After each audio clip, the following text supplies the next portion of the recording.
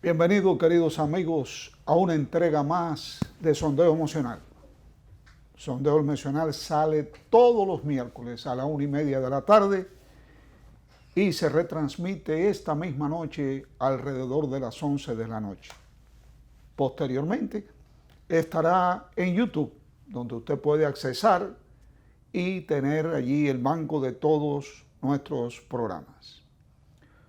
Hoy traemos dos casos interesantes.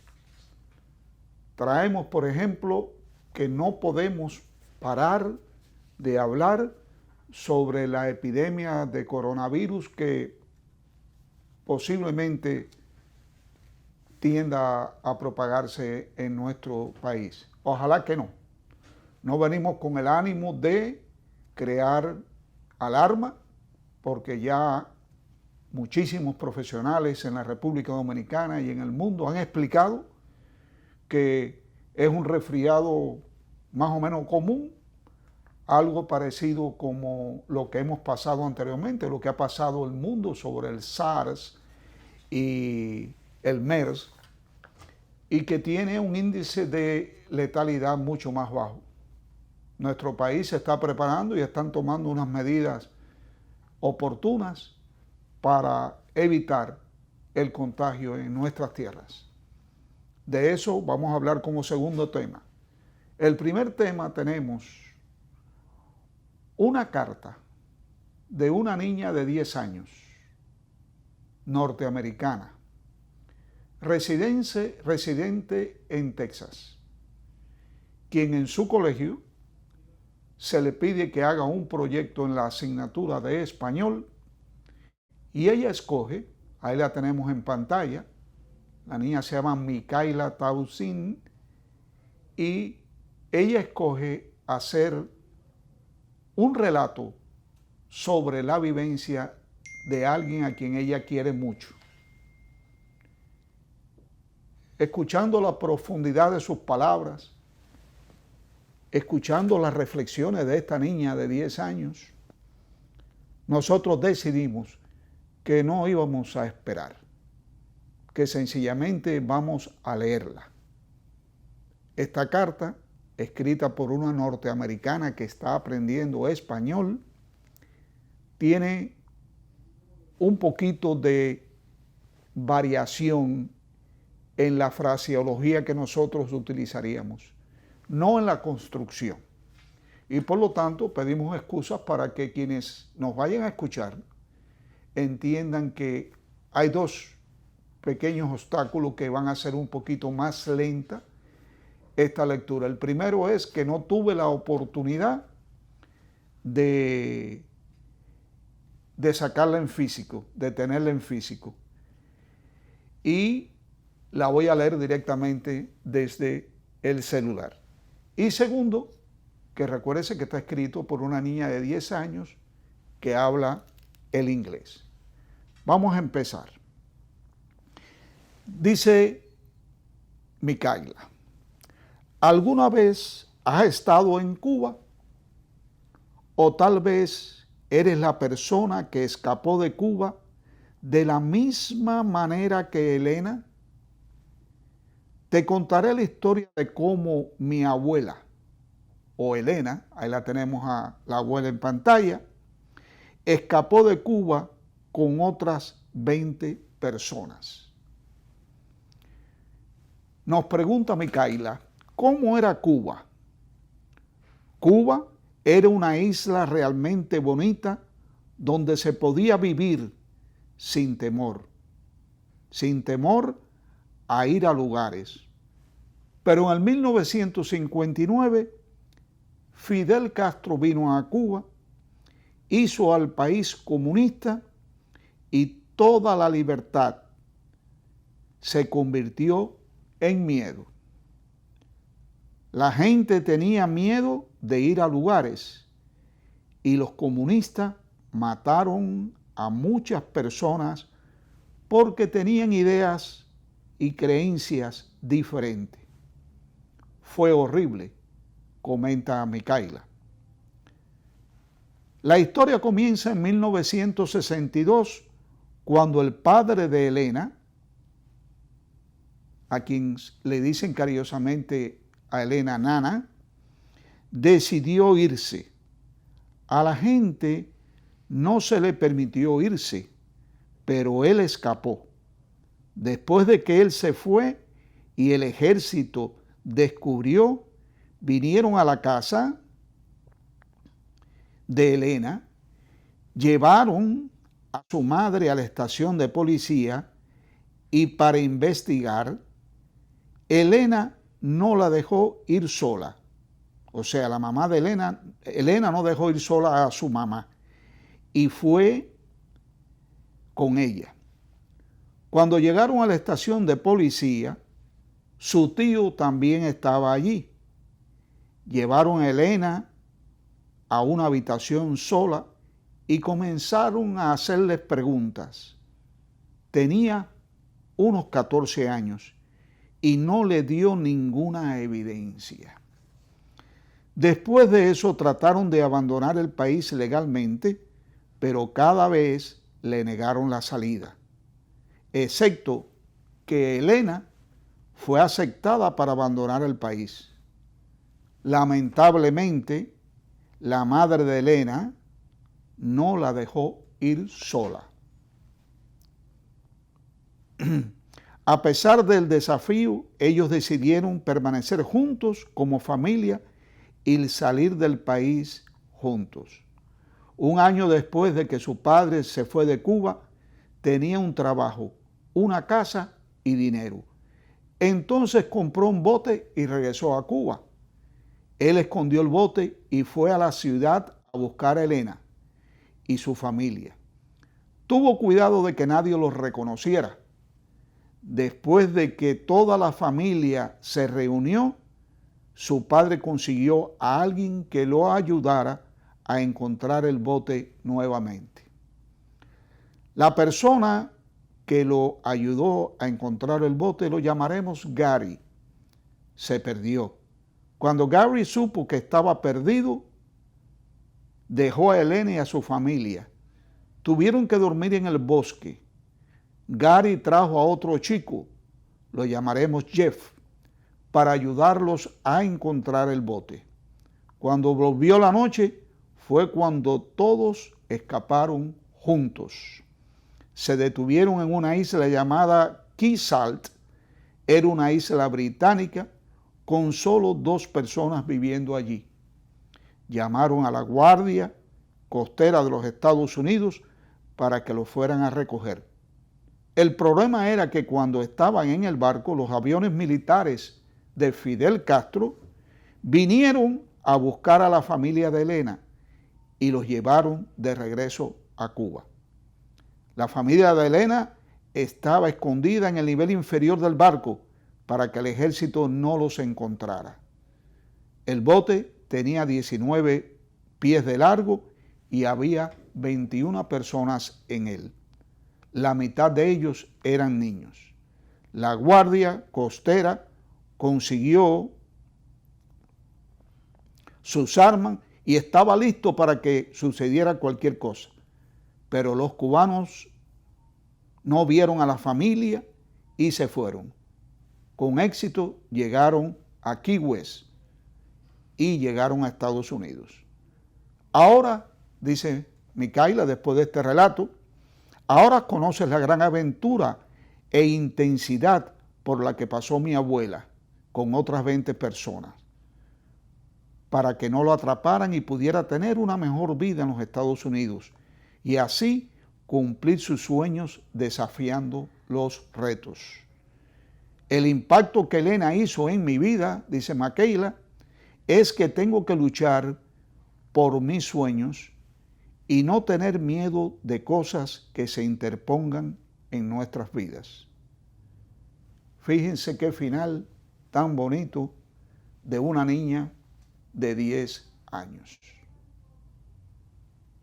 En ese relato de esta niña y en ese bote que aparece en pantalla, yo formo parte del grupo. Yo también me escapé en ese bote junto con la abuela de Micaela, que es mi hermana María Elena. mi hermana querida.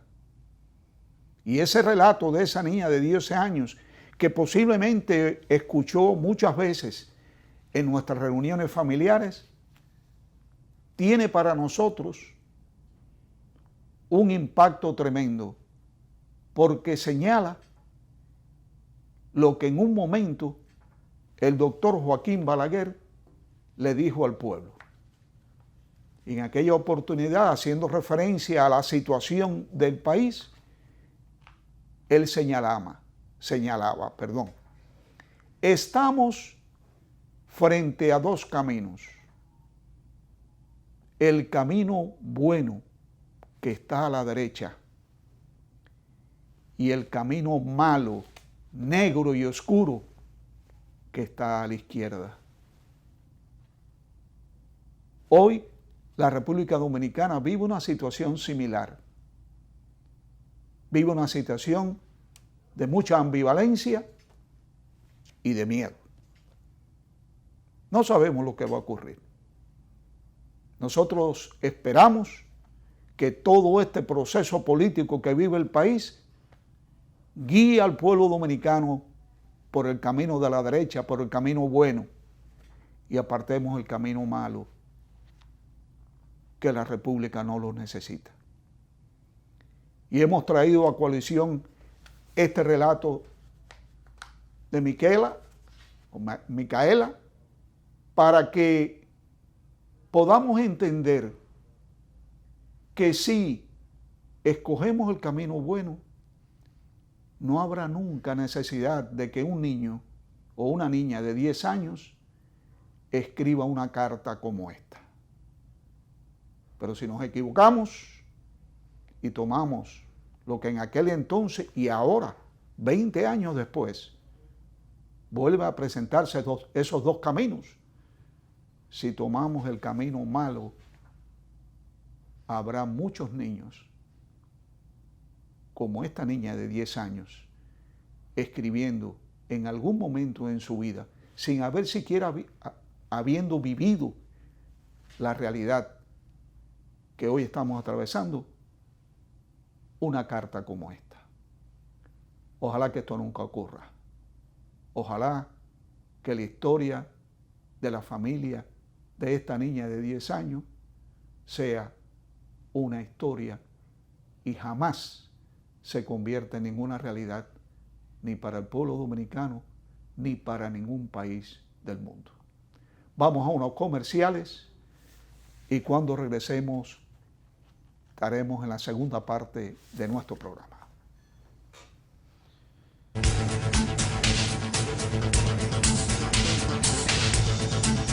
Bien, queridos amigos, estamos en regreso en su programa Sondeo Emocional.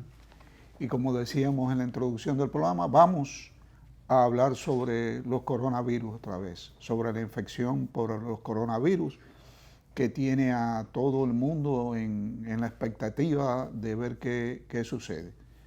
Nosotros estamos conscientes de que se ha hablado aquí mucho sobre esto, pero nos llegó un documento que viene de los Estados Unidos y que está escrito por un virólogo que fue uno de los primeros en trabajar con los coronavirus.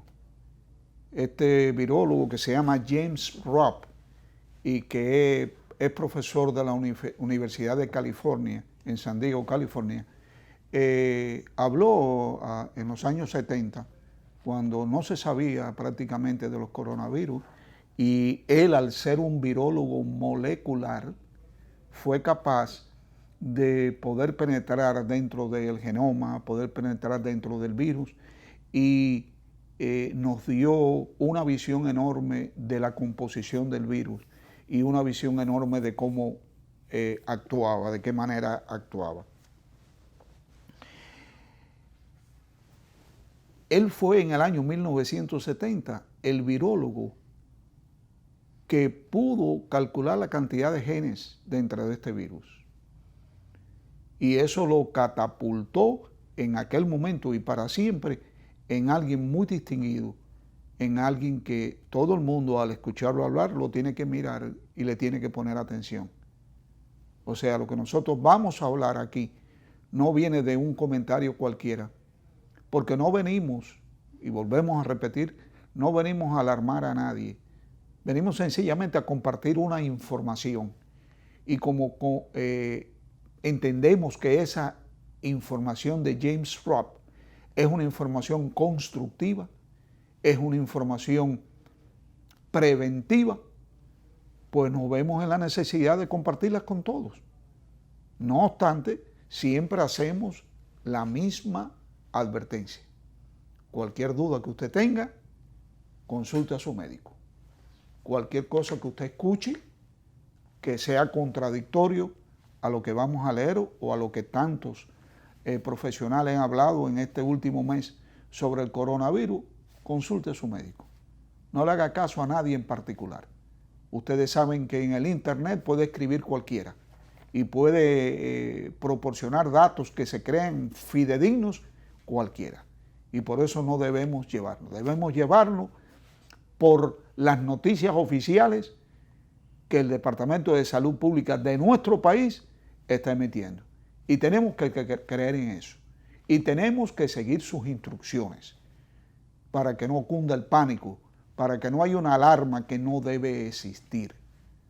Ustedes han oído a través de este último mes, y nosotros tuvimos aquí un programa hace una semana también, donde esta es una epidemia en este momento. Este es el tiempo donde se reproducen los virus y que tienden a infectar al mundo entero con procesos gripales. Hay veces que esos virus mutan, cambian su estructura y entonces se convierten en unos virus más agresivos, como fue la epidemia del SARS allá en China y la de MERS en el Medio Oriente, y que fueron contenidas y que tuvo un impacto limitado. Hoy se está hablando de pandemia. No podemos hablar de pandemia todavía. Pandemia quiere decir que en la mayor parte de los países del mundo, por no decir en todos, existen casos de una enfermedad o de una infección determinada. Este no es el caso todavía de los coronavirus. Y ojalá que podamos, con todas las medidas que los países están implementando, podamos detenerla y podamos hacer que esto sea nada más, como decíamos en el caso anterior, una simple historia. Pues bien, este señor, en vista de esta situación, él nos da una serie de consejos que debemos tomar en consideración. Y esos son de los consejos que yo voy a hablar. Vamos a hablar de los consejos que este virólogo molecular, el primero en el año 1970, de poder hablar de coronavirus y de la estructura y de la formación y de la propagación de estos virus, pudo discernir y pudo mostrar cuál era su comportamiento. Entonces, él nos escribe y nos dice, estas son las precauciones que yo propongo. No apretón de manos. O sea, ya el hecho de darle la mano a alguien nos provoca una posible contaminación. Y entonces él dice, no apretón de manos, no le demos la mano a nadie en particular. Si tenemos que saludar, volvamos al mundo de los chiquillos, que te dicen choca y uno choca con los nudillos, ¿verdad? Eso es algo que lo vemos, que lo estamos viendo. Tocar con los nudillos, limpiarnos las manos. Por ejemplo, si vamos a utilizar gasolina, le vamos a echar gasolina al vehículo o vamos a estar en cualquier lugar, como por ejemplo que tú estés en una reunión con tus amigos y esto, y tengas que tomar algo, tengas que abrir la puerta para salir, tengas que abrir la puerta del baño, que es un lugar muy contaminante y demás, utiliza una toallita de papel. Límpiate bien las manos, frótate bien las manos por 20 minutos y utiliza una toallita de papel desechable para tú abrir las puertas o tomar cualquier cosa y botarla. No vayas a ponerte la toallita o el pedazo de papel en tu ropa, porque entonces lo que estás haciendo es contaminarte. ¿Sabes por qué?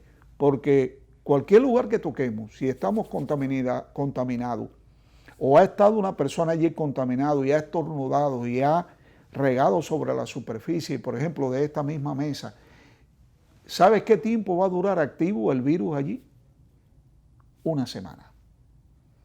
Durante una semana, cualquier persona que tenga contacto con este virus que hace una semana fue depositado 5 días aquí por un estornudo, por una tos, si viene y lo tocamos y nos llevamos la mano a la boca o a la nariz, nosotros nos vamos a contaminar. Entonces James Rupp dice, no apretón de manos, si vamos a saludar con los nudillos, si vamos a tocar una puerta con los nudillos y utilicemos una toallita para abrir y para cerrar puertas. Él dice y plantea que las puertas deben ser abiertas o con el puño o con la cadera. Esto quiere decir que si usted va a entrar a un lugar, usted debe tener una toallita en la mano, abre y empuja con el puño o con la cadera. Nunca poner la mano sobre las superficies, porque puede haber venido cualquiera y haber estornudado estando contaminado, y entonces estamos en el proceso de la cadena de contaminación. Él plantea el uso de toallas desinfectantes. Desgraciadamente, si usted va a las farmacias hoy en día, están escasas. Igual que están escasas las mascarillas. La población se ha lanzado a la calle a comprar todas estas cosas para tenerlo almacenado. No es exagerado el haberlo hecho, pero se nos han agotado. Están muy difíciles de obtener. Así que si usted va a seguir las instrucciones de nuestro Departamento de Salud Pública, que son más o menos idénticas a la de este científico, consígala.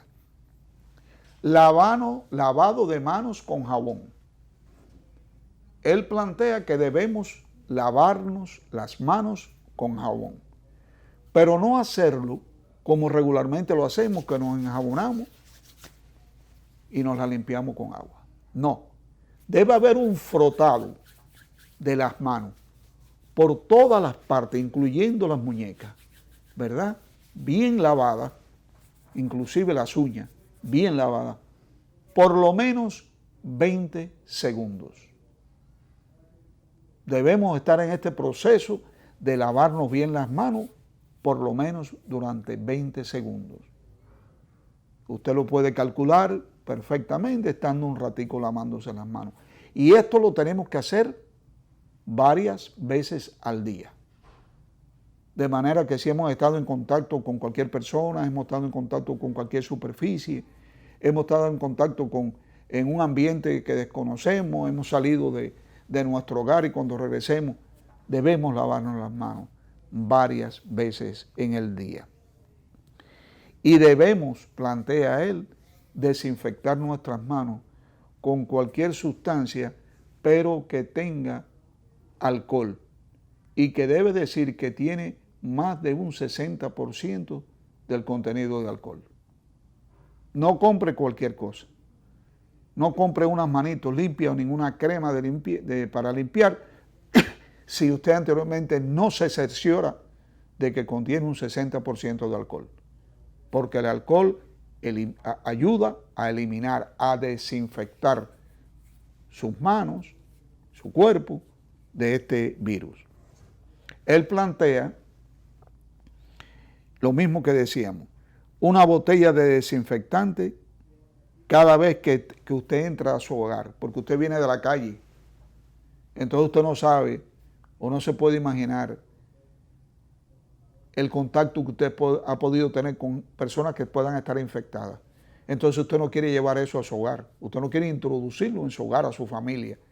Entonces él plantea que tengamos una botella de desinfectante con un valor de alcohol de más de un 60%, en las puertas de entrada de nuestro hogar. De manera que cuando tú llegues a tu casa, antes de tú deambular dentro de la casa, debes lavarte bien las manos y desinfectarlas para poder entrar a tu casa. Y si utilizas una toallita o si utilizas un pedazo de papel o una toalla papel, recuérdate que después que la utilices, debes desecharla. Durante todo este proceso, después que se dio la noticia del coronavirus, hemos estado oyendo que es importante cuando una persona estornude que no lo haga ni al aire, ni al ambiente, ni lo haga tampoco directamente en sus manos, porque si está infectado, ya ese es un punto de contaminación. Se dice que lo hagamos en el codo, de esta manera, que cuando vayamos a estornudar, estornudemos así. ¿Pero qué plantea este científico? Él plantea que si lo hacemos así también, que es de las dos formas que se debe hacer la menos productiva, se nos va a quedar, si estamos infectados, vamos a dejar en la ropa o en la piel de nosotros, vamos a dejar el virus. Y cualquiera que nos toque se va a contaminar. Por lo tanto, él plantea hacer todo lo posible por estornudar en un pañuelo desechable, en una toallita desechable, donde te vas a limpiar bien y la vas a botar. La vas a poner en algún container cerrado. No la puedes tirar en cualquier lugar porque eso es un foco de infección. Ustedes han oído cómo diferentes profesionales, comentaristas, conductores de programa, han planteado de que una distancia prudenciable para no infectarse con una persona que estornuda debe ser 1 metro de distancia.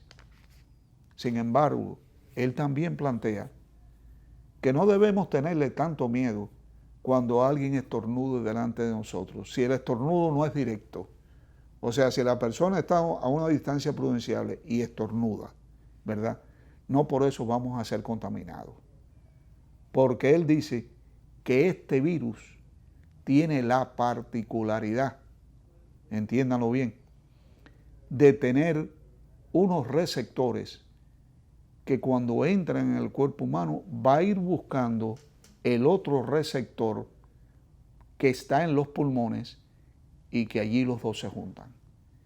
Y que por lo tanto, esta es la causa de que las enfermedades a los pulmones se manifiesta en el contagio con el coronavirus. Él dice de que una de las características para uno poder sospechar si una persona puede estar contaminado, que eso es muy importante, es si la persona tiene fiebre o si la persona está tosiendo.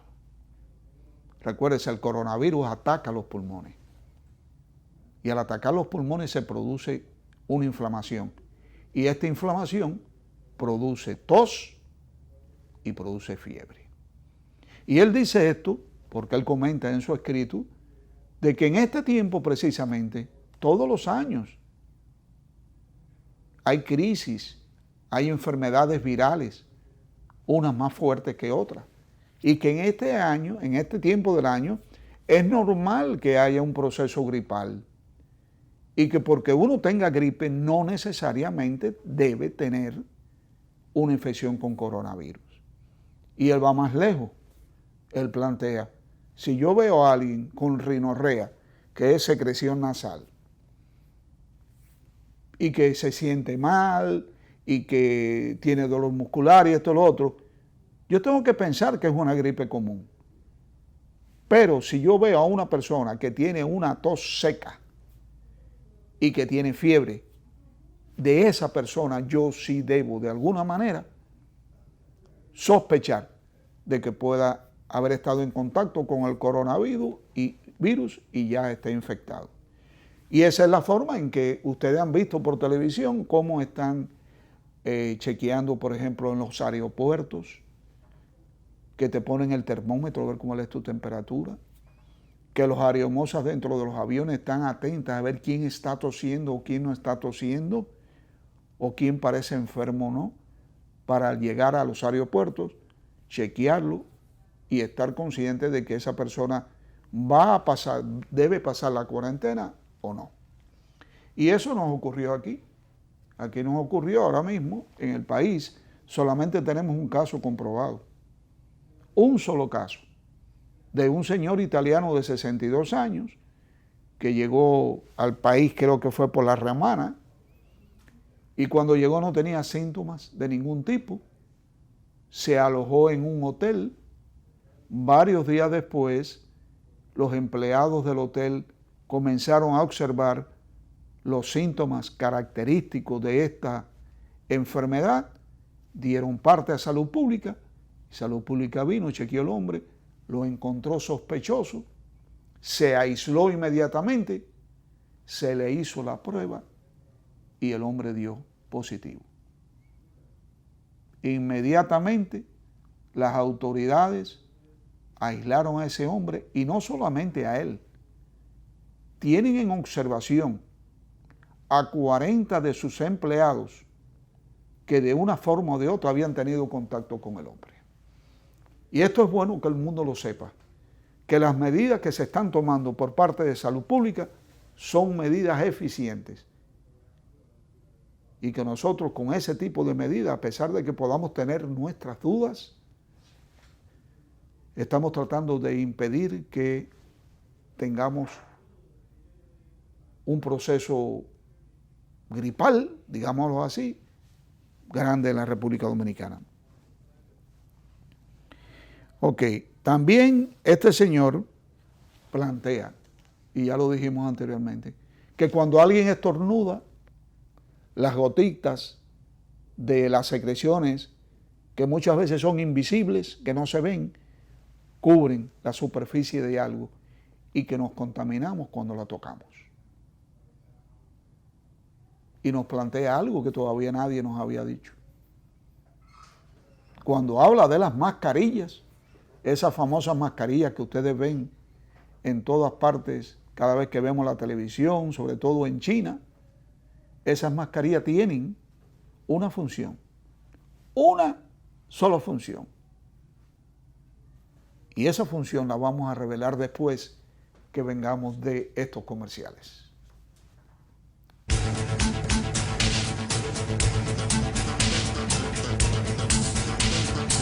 Bien, queridos amigos, continuamos con el tema de la infección por coronavirus, que está fuertemente en estos momentos en el mundo. Hay algunos países ya que han reportado tener algunos casos.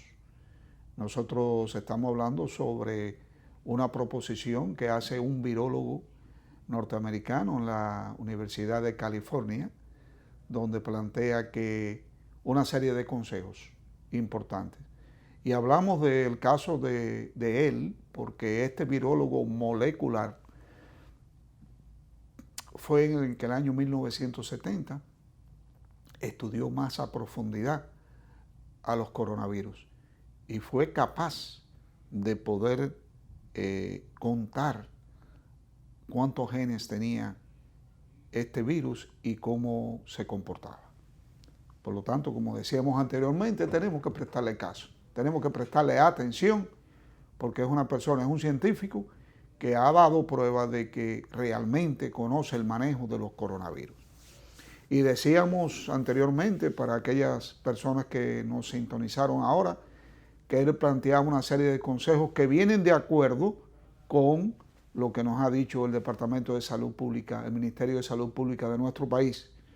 Y por lo tanto, el repetirlo, quizás de otra manera, quizás con otros ejemplos, pueda hacernos entender que no estamos ante un fenómeno catastrófico donde va a morir millones de personas. No, nada de eso. Este virus tiene la particularidad de tener una virulencia y una letalidad muy baja.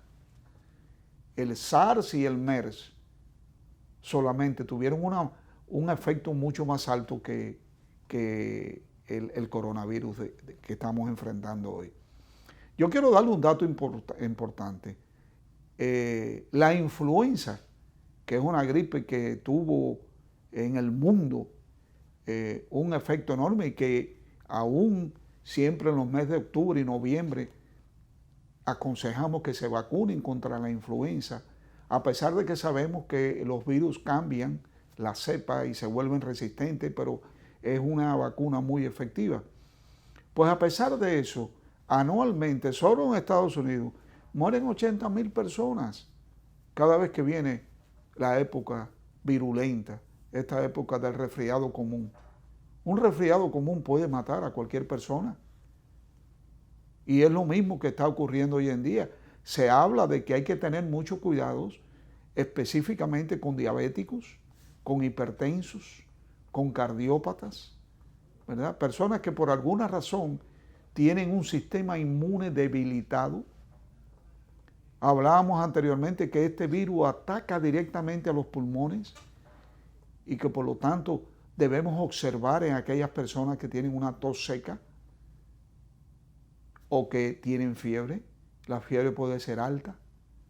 Entonces eso sí pueden ser personas que de una manera o de otra pueden estar sospechosos. Pero eso no quiere decir que tengan la enfermedad, porque estos mismos síntomas se producen anualmente en el mundo entero en el momento de las crisis febriles y las crisis virales que tenemos todos los años en todas las partes del mundo. Hoy es el coronavirus, mañana fue Juanito, anteriormente fue Miguel y pasado mañana va a ser Ricardo. Vamos a seguir teniendo brotes virales de catarro todos los años. Y todos los años tenemos que cuidarnos de estos catarros, de estas gripes, especialmente aquellas personas que, como decíamos anteriormente, tienen el sistema inmune débil. Personas que sufren cáncer, como decíamos anteriormente, ¿verdad? Los cardiópatas, los hipertensos, los diabéticos, enfermos renales. Una persona, por ejemplo, que tenga el virus del SIDA, es una persona que tiene su sistema inmune comprometido. Entonces, por lo tanto, debe estar muy atento para cualquiera de estos síntomas, poderse atender a tiempo. No queremos que cunda el pánico. No queremos de ninguna manera que nuestro país se vuelva a la locura de pensar que esta crisis que se ha originado en China nos va a tocar a nosotros en una forma tal de que vayamos a desaparecer. No, no. Es bueno que tomemos medidas, sobre todo las medidas que ha tomado el gobierno y el Ministerio de Salud Pública. Ha hecho alrededor de la isla como un cerco en todos los puertos y tienen un personal entrenado para detectar entre los turistas y los mismos dominicanos que regresan de diferentes partes del país una medida de protección. Hay una duda en una persona que me llamó y me dijo, ¿qué vamos a hacer con las caretas?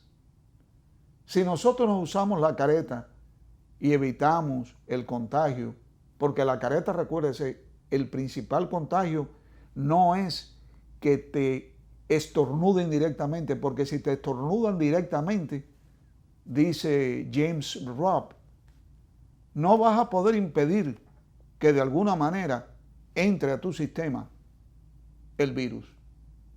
La careta es más para las manos, el contacto mano-boca, mano-nariz. Él plantea que en un día una persona puede tocarse la boca más de 90 veces y no nos damos cuenta. Y entonces, ¿la careta es necesario? Créalo que es necesario. Ya usted tiene su careta, yo tengo la mía. Está guardada en mi casa.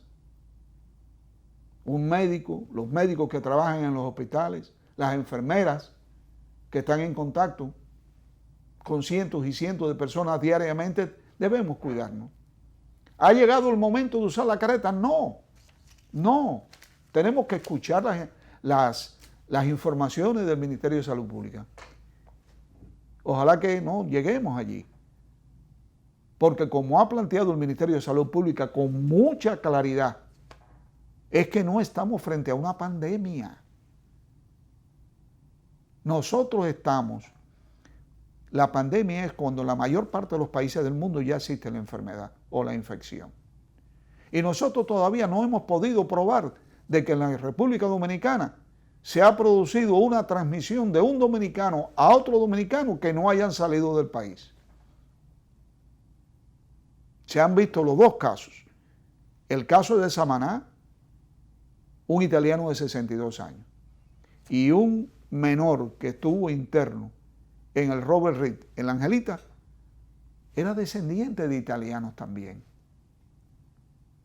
El caso del menor se probó de que no estaba contagiado.